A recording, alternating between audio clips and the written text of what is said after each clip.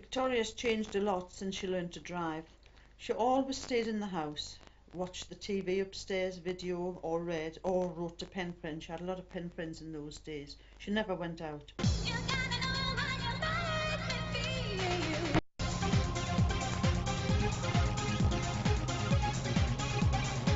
Once she got the car, that was it. Her her life changed literally overnight.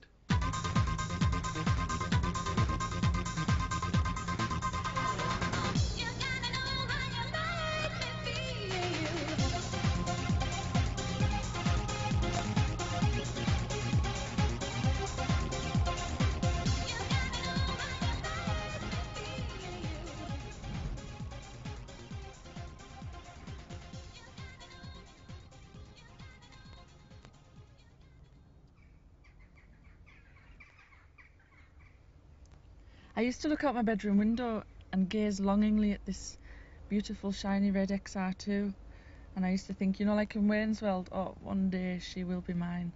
And when I got to hear that he was selling it, I just went over and made him an offer. I coveted that car for over a year. I envied him for driving a car like that.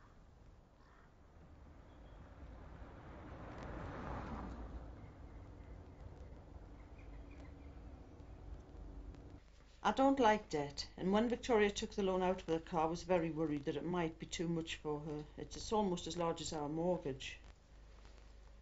Also, I thought it might encourage her to drive a lot more and use more petrol, and more petrol means more emissions, etc., you know, and people do drive around too much, and it's not good.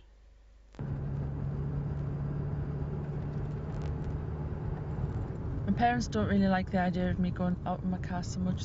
They'd rather I saved the money from the petrol and paid off my debts. I just wish she'd shut up.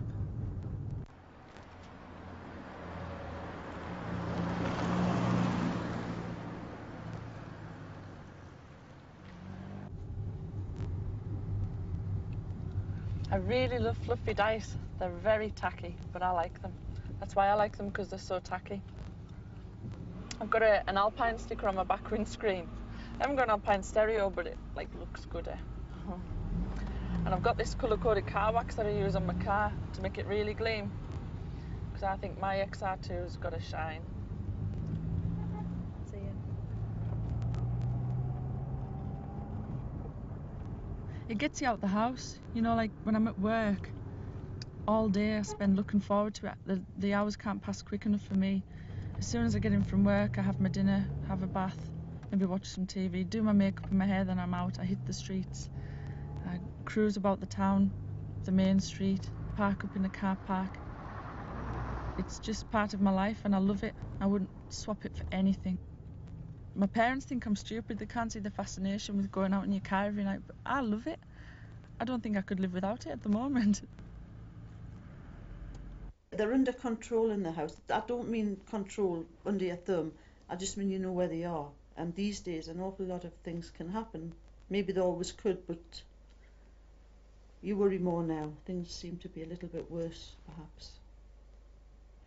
But she's all right and she's sensible. Victoria's very sound, basically. This is the Burger King car park. This is where everybody comes down on a night. They've all got to hear about Burger King. It's all like created its own legend. Practically everybody who's anybody comes down here. It's like you get a buzz, it's like a high from just coming down here and meeting folk and just driving about. And the reactions that you get from being in your car, it's brilliant.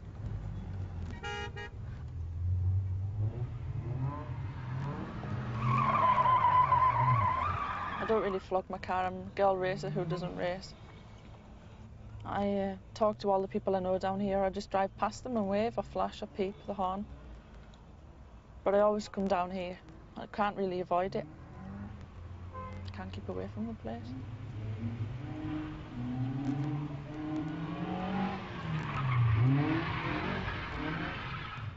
When I'm young and I'm stupid, I'm going to be coming down here and having a laugh and having fun, because I'm going to be old for a very long time. Could be run over by a bus tomorrow. So I want to live tonight.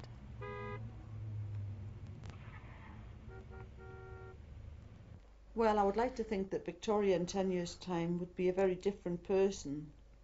A progression of perhaps maybe one day she'll be married, children, Yeah, married a children. career. Some beat up old estate car. Yes. Our priorities will change totally. And she won't be cruising. It'll pass. Oh yes, it will.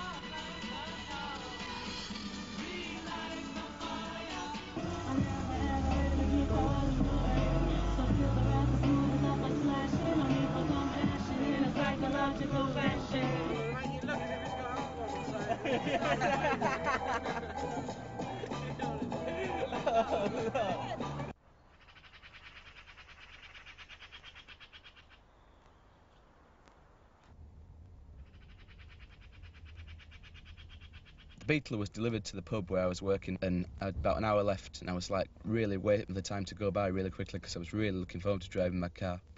Eventually I got out and I took it for a drive around Bradford, and it was just one of the most amazing days of my life. There was everybody looking at it. I had a really good time just driving around with the stereo on full blast. It was a really nice day, so I wound the roof back up there. It was just totally brilliant. You know, the car was absolutely perfect. It was shining. The engine was in tip-top condition. Everything was just perfect.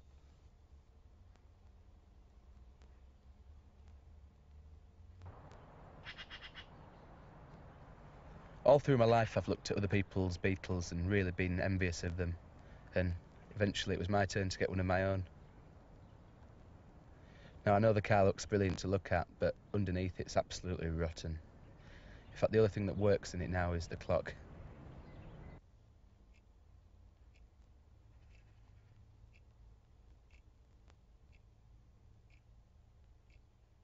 I thought when Chris said he wanted a car that he should buy something like a Maestro, because it would have been cheaper than the car he bought for the same year. The parts would have been a lot cheaper, and I think it would have kept its value better as well.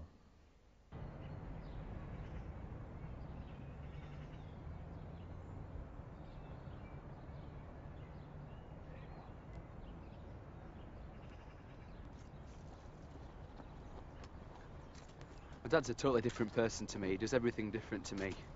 For instance, he's a teacher, he votes Labour, and he stays in at night and watches documentaries. I vote Conservative. I like to go out to the pub and have a good time. But most of all, I'd never, ever drive a Volvo Estate. Because for me, it's the worst sort of car you could drive. So dependable, so boring.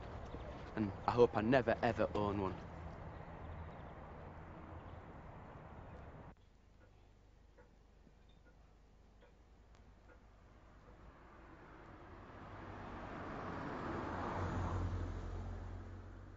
I was driving down Great Orton Road, which is about a mile away from here, and suddenly I just fell back in my seat. And what had happened was the seat had actually fallen through the floor of the car, and the car was like in a real mess.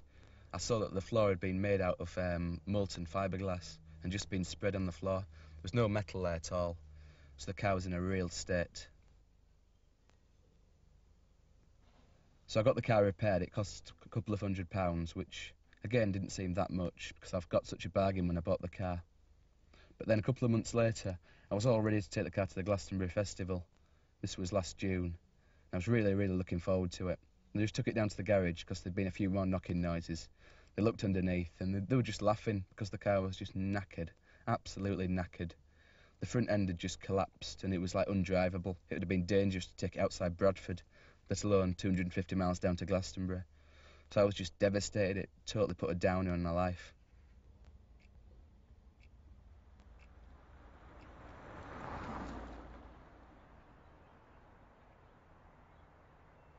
I lent Chris about £1,500 to buy the car, and he still owes me about £800. He started off paying it off very well until he lost his job in the summer holidays, and since then we haven't had anything at all. My dad never stopped nagging me about the car. Just totally car all the time. And it wouldn't go. It would go, but it just banged. And things just got worse, you know. I mean, if I had somewhere else to live, I would have moved out of the house. Things got that bad. But it made me do all stupid menial tasks around the house and things. Last summer it made me build a wall in the garden. I've never built a wall before, and I don't know how he expected me to do it, but he just paid me something really ridiculous. It took about 4 days to do it. God knows what I was doing. Then he made me paint the garage, and really stupid tasks like digging the garden and stuff, you know, really degrading, for about £2 an hour. Real downer, totally.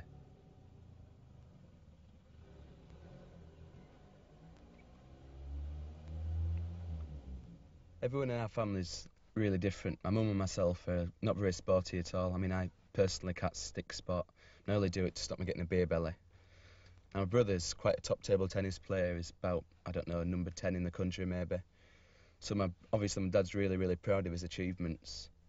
But I think I've achieved quite a lot too. I've started up as a DJ and I'm doing all right up in the northeast. And I'm earning some money and I'm having a really good time. My dad doesn't seem to be really bothered about what I'm doing. He never buys me any equipment like CDs and stuff, but my brother gets bought stuff like table tennis bats and tracksuits and things all the time, and they cost hundreds of pounds, and it really cheeses me off that I get nothing while my brother gets everything. I wish they'd just like write off the debt or something, you know, because I mean £750, alright, it's a fair amount of money, but I mean it's the sort of debt that they could afford to write off. I mean it's only like 5 tracksuits and 2 table tennis bats. I think the main effect it's had is that we can't really talk about it anymore. Because as soon as I mentioned his episode with the car, then he just blows up and shouts at me, and that's the end of it really, unless we want to go on shouting.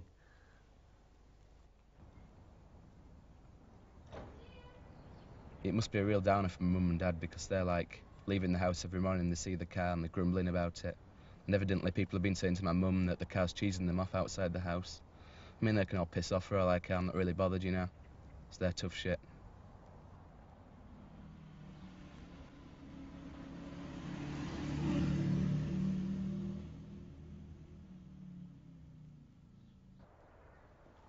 Don't think I'll ever regret not buying a Maestro, because they're just the most boring cars in the world. If I'd bought one, I'd still have it on the road now, fair enough, but I wouldn't have had the good times in my Beetle. I look back on my Beetle as the part of my life that went wrong, but while it did last, it was really good. And I'll never forget that first car.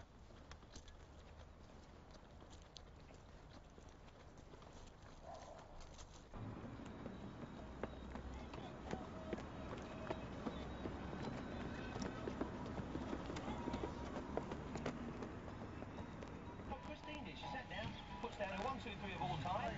You set it off to us here, and we'll play. And then we put your selection.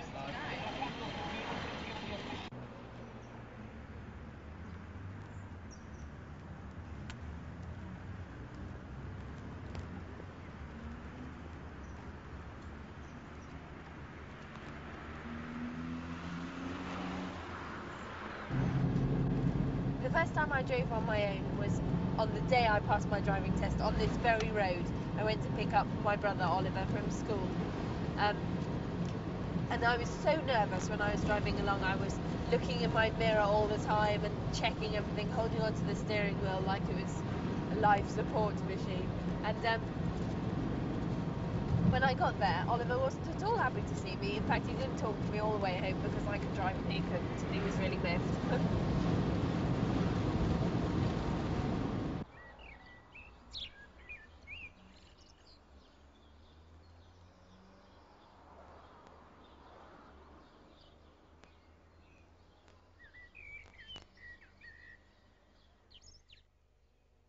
My brother Oliver and I used to have the most almighty rows about Mum's Metro, because he decided that he needed to drive it all the time and I needed to drive it all the time, and Daddy got a bit fed up of it.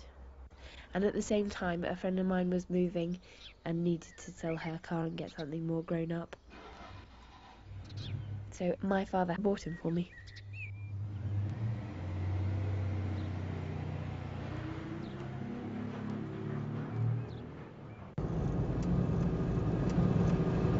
I am quite a home lover. I like being at home. I like being with my parents. I like being in my flat, but I prefer really to be at home. I think this sort of brought me out of myself a lot. It hasn't changed my personality at all, but it's changed my independence. I'm far more independent than I used to be. It's given me a new lease of life.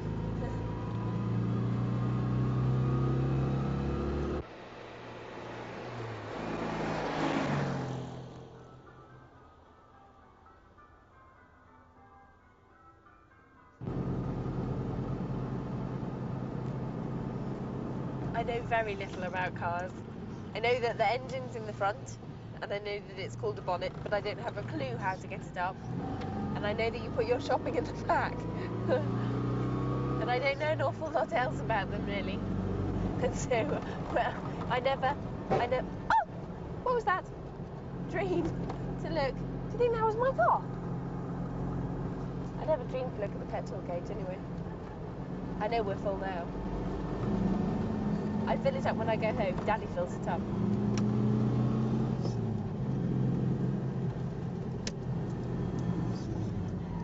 Daddy had a friend over staying from France, and he said, oh my goodness, what a pile of rubbish. And I said to him, it isn't rubbish. I love it. And he said, quite frankly, I would rather walk than go in this pile of crap. So I said to him, well, the only thing that's wrong with the car is that it's French.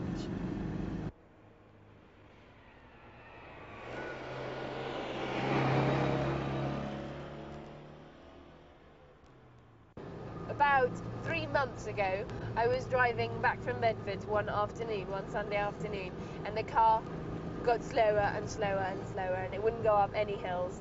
And in the end, I ground to a halt in Toddington service station, called the AA, told them I was a woman on my own, told them exactly what was wrong with it. And they came out, and it turned out that I hadn't actually put any oil in the car. This is a bit of a problem. And the whole of the inside had scrunkled up.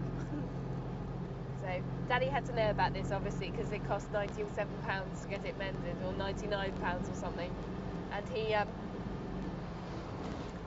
wasn't that happy, as he'd already taught me to put oil in it. He just stood over the top of me, and every time I tried to make up a good excuse, he stood there and went, shh. Not a happy bunny.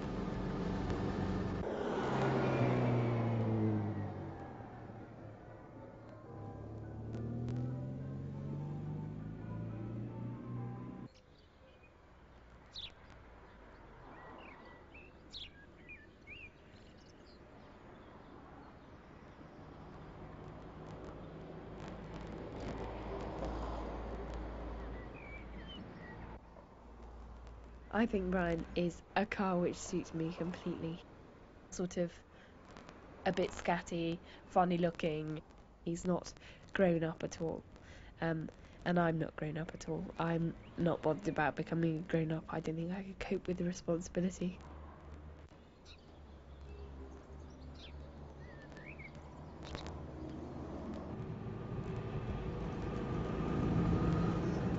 In 10 years' time, I imagine myself driving a great big Land Rover or Range Rover with oodles of children and dogs in the back. And I imagine that I hope that I'll be married to Chris. But at the moment, he can't commit himself to a night out, never mind marrying me. So we'll have to see.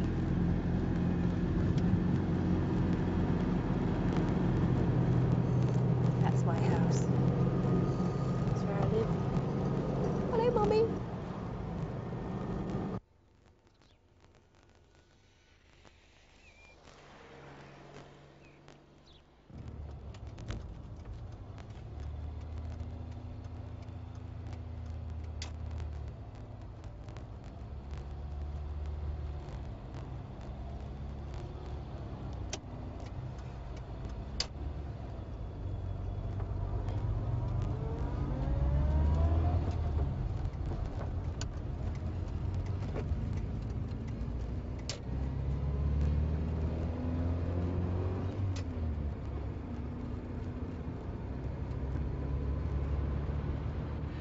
The first car I bought was actually a blue Ford Fiesta, which was an E-Reg car. I paid £2,500 and I bought it from a local garage in Pudsey. Now, me and my friends, there was 5 of the friends, I was the first out of them to actually get a car and to pass a driving test. It was a fairly basic car, it wasn't outrageous, but it was in really good condition, it had a really good stereo and it went well. And it made my life a lot easier. And at first I think my friends maybe were envious, but it soon came to their advantage and they got their uses, as did I.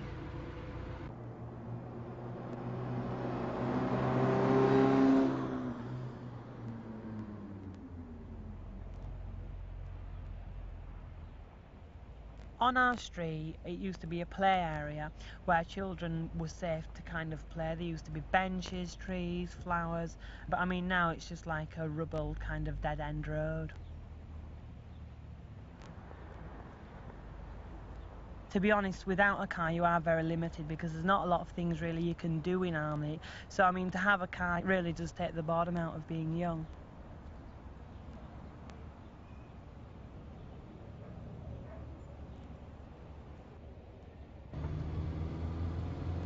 Neither my mum or dad can drive, so really making the fact that I could drive and I had the car made it a lot more easier for them, for convenience. I mean, I'd take my mum shopping on a Thursday to Morrison's, pick her up from bingo on a Friday, and it was like a taxi service. And when we had our family holiday that year, we went to Great Yarmouth and we was able, you know, to go in the car, which was good for me because it was experience, and that was 230 miles. So it was really convenient for them really to have the car, and they did feel proud, and I mean they benefited from it.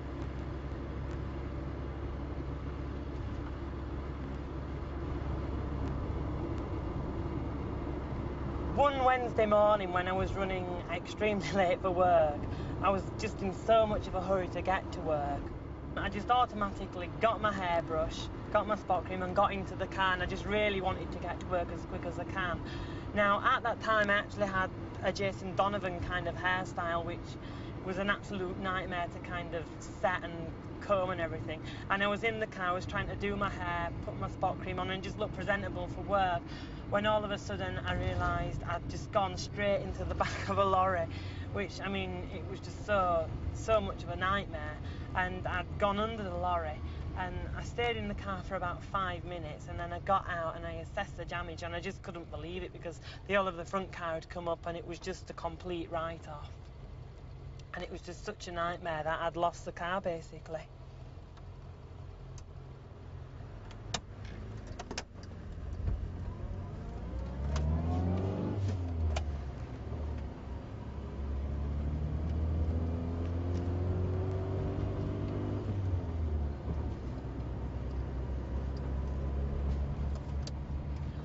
At the time I was working in a travel agency and I was earning a wage of £5,500. Now I got the loan from the bank for £2,500, and after crashing the car I half expected I wouldn't have to pay it back. So I went in to see them, explained I had only third-party fire and theft insurance, and kind of, you know, said to them what can be done, and they kind of says, well, I'm sorry, it's kind of tough, you've crashed your car and you've lost your money and you'll still be expected to repay the money. And for the last 2.5 years I've been repaying £75 a month.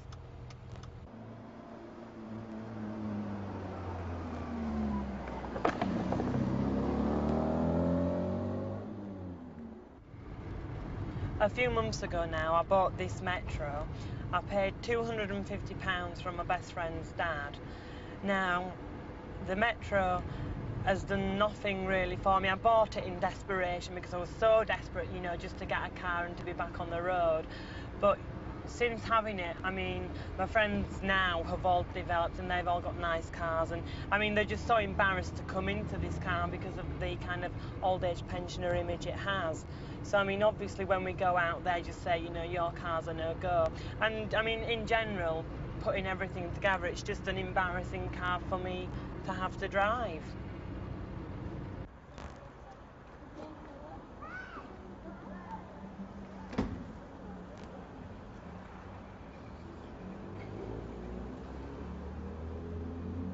If if I wasn't repaying my £75 a month back to the bank for the loan, there's lots of things really I'd like to buy. I'd buy new clothes and try to, you know, be with the fashion, new LPs, new music.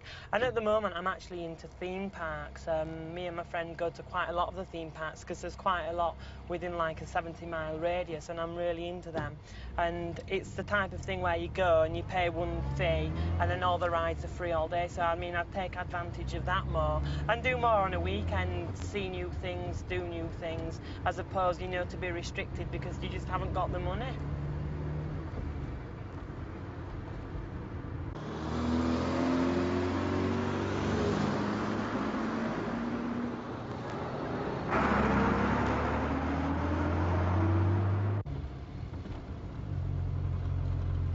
In 10 years' time, I'm really hoping to have developed in my career. Now, at the moment, I'm working as a telephone sales advisor for the Motormart magazine, and I've just recently been given a position in the special projects department, which is interesting. Now, all the cars the Motormart have are Vauxhalls, and hopefully in 10 years I'll have progressed to be the commercial manager of the Motormart. And she's actually got the latest model, Cavalier SRI, which are really, really good, and they've got kind of every possible refinement. So that's definitely what I'm aiming towards getting, and I'm looking forward to the years ahead.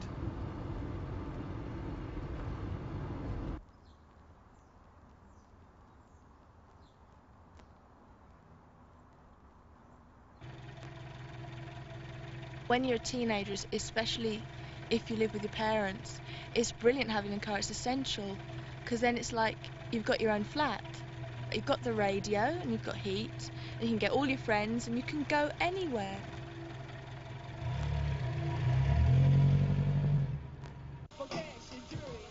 We're just mad, we're just lethal. We've got everything, we've got music, food, and we've got laughter.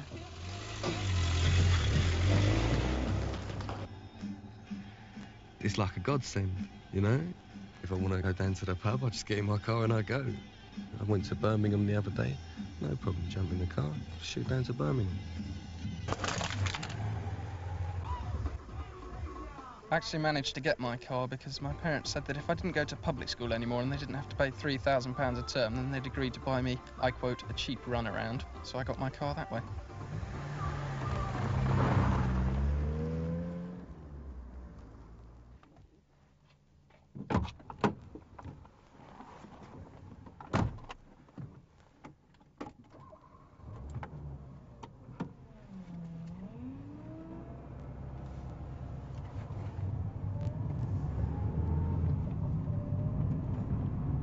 We were all in Switzerland driving over the Alps, and James was 5 at the time.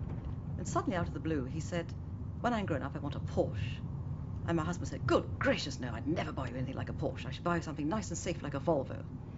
And this sulky little voice said, "I don't want a Volvo, I want a Porsche." And my husband said, "Well, a Volvo's all you'll ever get out of me." And for a couple of minutes there was silence, and then he piped up and said, "I'll wait till you're dead, and I'll sell the Volvo and buy a Porsche." And we all thought, outrageous little beast.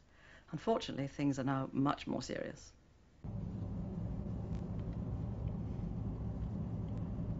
The reason I got my car in the first place was basically we've lived abroad all our lives, and my father always promised we'd move back to England when my grandfather died, which sure enough he did. So, you know, once he'd sort of popped his clogs, we had this house, which he did up for about a year, and he then decided he wanted to sell it because he got a rather encouraging offer. And as a form of bribe, he offered my sister and I flats and cars. And sure enough, you know, we never saw the flats, and we got fairly shafted on the cars. It was a pity, actually, because we really did desperately want a family home, you know.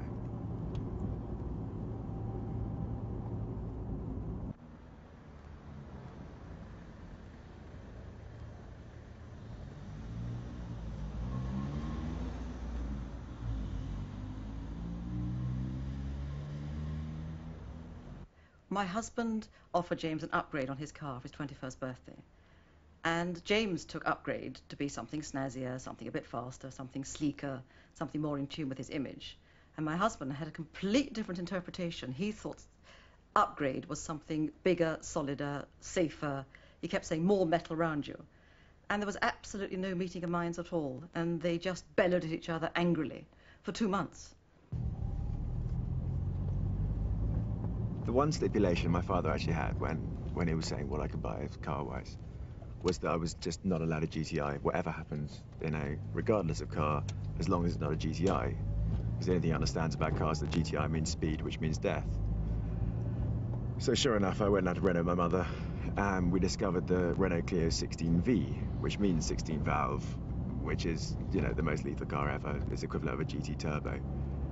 And so sure enough, I went back and I said, look, Dad, honestly, it's a 16V. It means, it's got better seat covers and electric windows and that sort of thing. And he was like, oh, fine, okay, that sounds exactly right. You crack on, sort of thing. Sure enough, we bought it. He then came in and saw these 3 oil pressure gauges and went absolutely berserk, apoplectic, thinking, because he'd seen those in an Aston Martin. And it was a horror. When he hears this, I'm going to be in all sorts of trouble as well.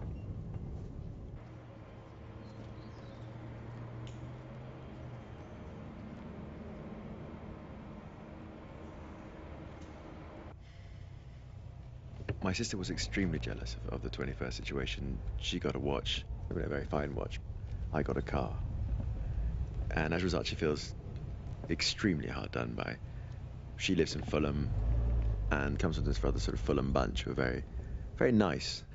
And I come from a Chelsea bunch, which is rather more smooth. My friends, on the whole, are staggeringly rich. I don't mean that to sound obnoxious, but a lot of them have household names, whether they be chocolate manufacturers or not. And as a result, it's very difficult to compete. And there's no competition against BMWs and Mercedes age 19, 20, whatever. But at the same time, I did want to sort of, keep my end up slightly and try not to let the side down. And, this car seemed reasonable enough, really.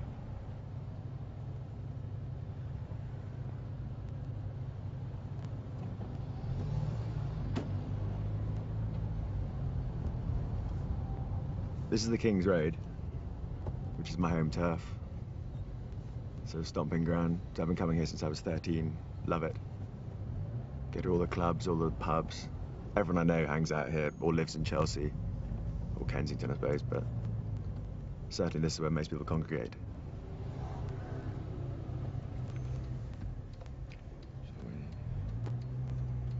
Sadly, the problem with the King's Road at the moment is that it's 11:30 in the morning.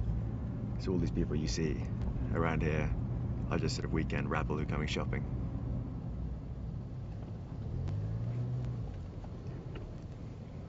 But I love the King's Road. I don't shop here, but this really is my stamping ground. Absolutely home away from home.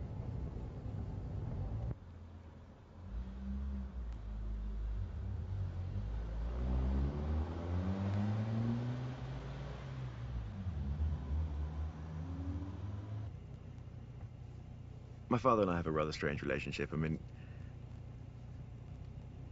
There's some love, but basically love skips generation, and it's mainly based on money. It's a sort of financial situation whereby we have a sort of deal rather than a particularly affectionate relationship.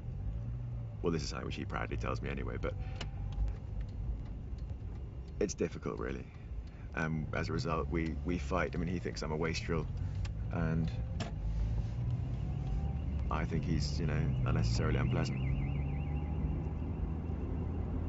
I'm gonna get in so much trouble when you watch this, I really am.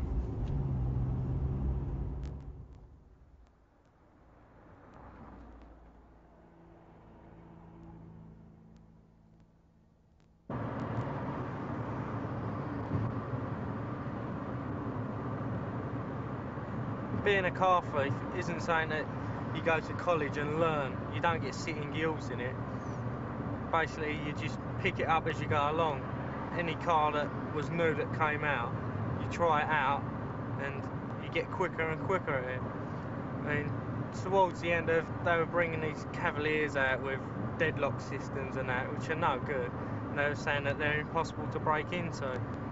And in the end, I was getting into them within about 6 seconds. I don't feel, as a mother, that I went wrong in any way with Craig. Considering he was brought up without a dad, all 3 of them being brought up without a dad. So I don't blame me. And I don't really blame Craig. I'll blame the car.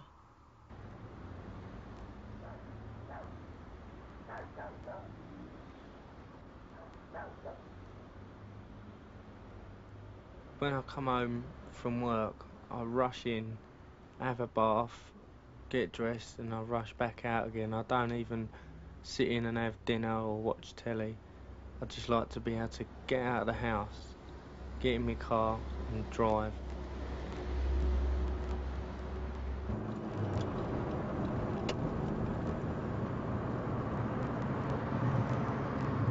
I've always been attracted to cars from a really young age. I mean, even from being in my dad's car, he used to let me just steer the car into the garage before he was pulling up and parking.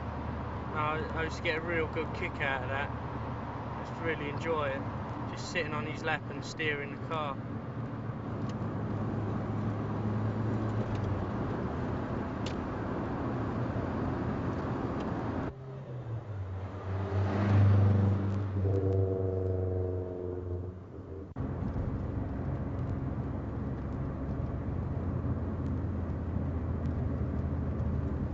When I was at school, I'd like to always be the one that had everything. Even till now, if my mate's got a Pioneer stereo, I want to get an Alpine. A friend of mine had a Mark 1 Escort. I had an XR2. Now I've sold my XR2. I've got a Renault 5 GT Turbo. I always like to be one up from everyone else. Sounds big-headed, but it's just the way I like to be.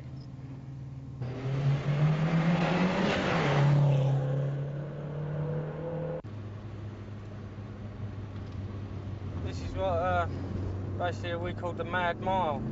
Most car thieves, otherwise me, used to race down here as fast as we can.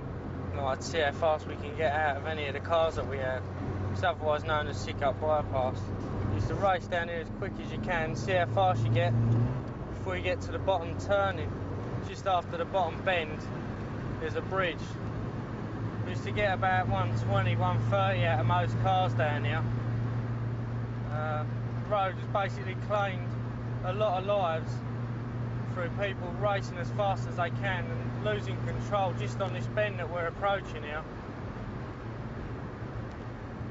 Just as you come around this bend, you used to get between 80 and 100 basically. And you get a lot of kids that lose it, take the bend too tight, smack straight into that bridge there.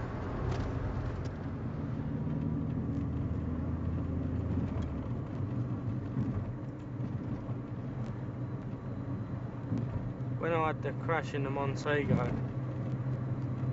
really scared me. It shook me right up. I didn't think I'd actually go back to driving for a little while because I broke my leg in the crash, and it sort of gave me another view of looking at things because I hurt someone else in a crash, and that's really one of the main things that stopped me from nicking cars. Really made me think twice. Because I hurt someone else, and also I hurt myself. That's when I actually thought to myself, this has got to stop.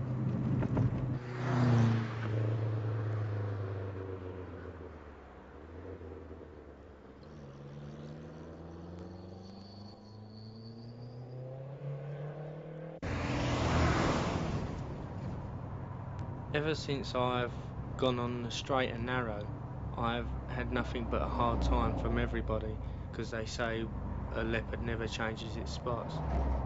But I think I'm just one of those strange leopards.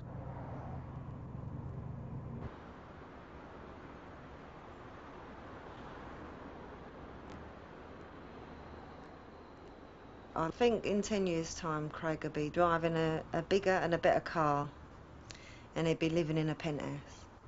He'd like to live in a penthouse. This is what he's always telling me. Mother, when I get old enough, or when I've got enough money, he said, I'm going to be living in a penthouse. I said, oh, good. I'll come and visit you. You can give me some tea.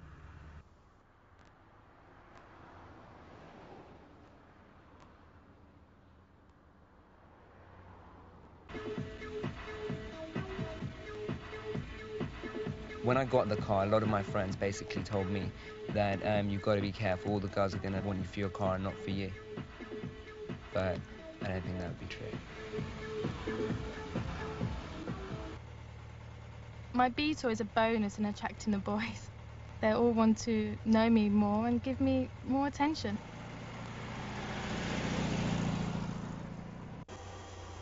The roof came off the house when I told my parents I was buying an XR2i. They thought I was going to kill myself.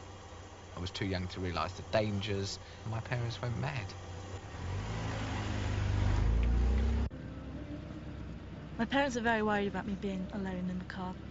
They usually give me a time that I have to be home by in the evenings, and a few minutes after that is the time that I know that they're going to call the police.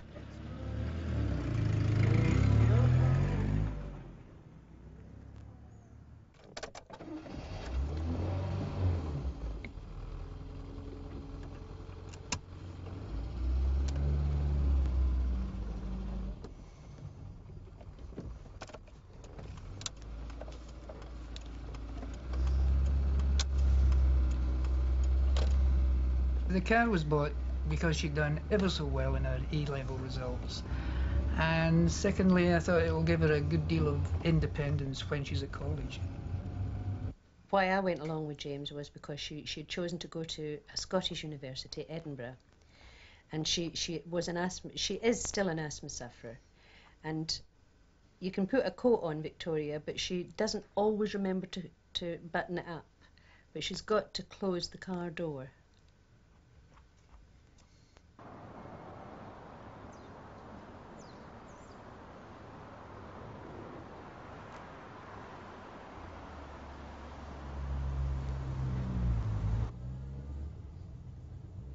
Buying me the car was a little bit like wrapping me up in cotton wool when they had to let go of me, when they had to send me off to university.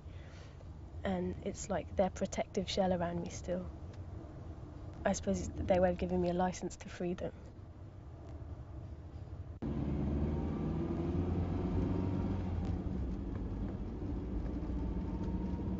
In the Woody Allen film, Play Against Sam, he places things around his flat to impress a girl, and I do the same thing in my car, not to impress anyone, but I think just to create an image that I'm into the things I'm into.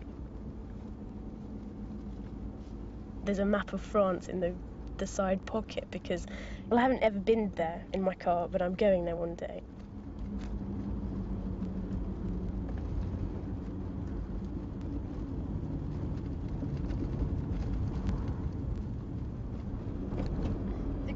It makes me feel much more grown up and in control and free and stuff, and I can do what I want when I want. I can go off places at the drop of a hat and don't have to tell anyone, and that's just great. And also it makes me feel kind of mature in a secure way, like going to the supermarket. I absolutely love the supermarket and loading up the back with the shopping bags.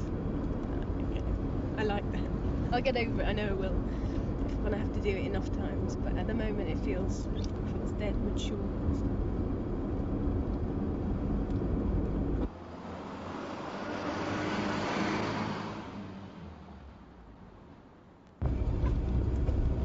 Before I had the car, I had the most beautiful old framed bicycle. I still got it, but it's a really touchy, emotional subject because the car has replaced the bike, and like I just think all the time, what car, bike, what am I going to take? And it's always car.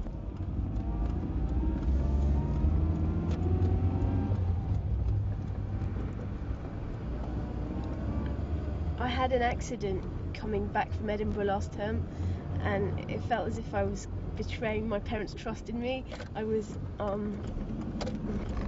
when I hit what I hit, it was like ramming mum and dad, and you know, I wanted them to be angry with me, but you know, to shout at me and say, "How could you do this? We gave you this beautiful car and you screw it up."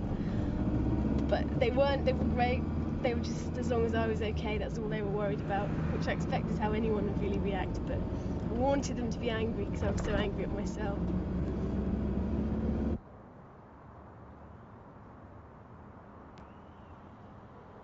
My parents and me are really close. In fact, I'd say almost too close.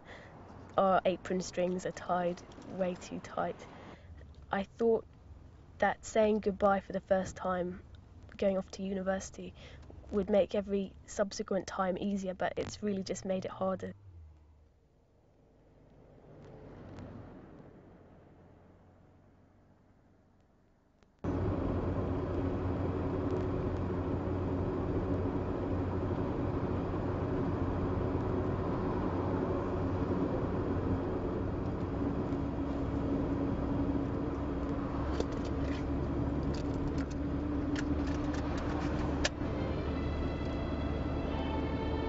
My leaving song.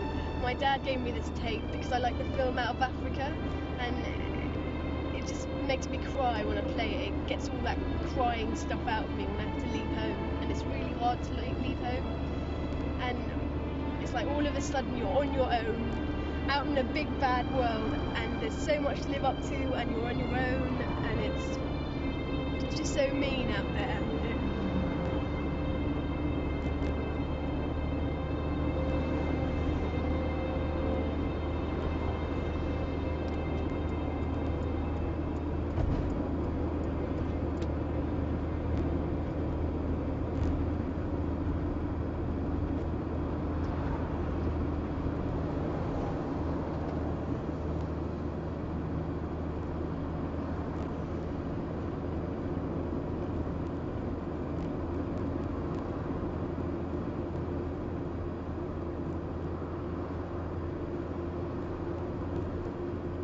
The day I passed my driving test was the happiest day of my life.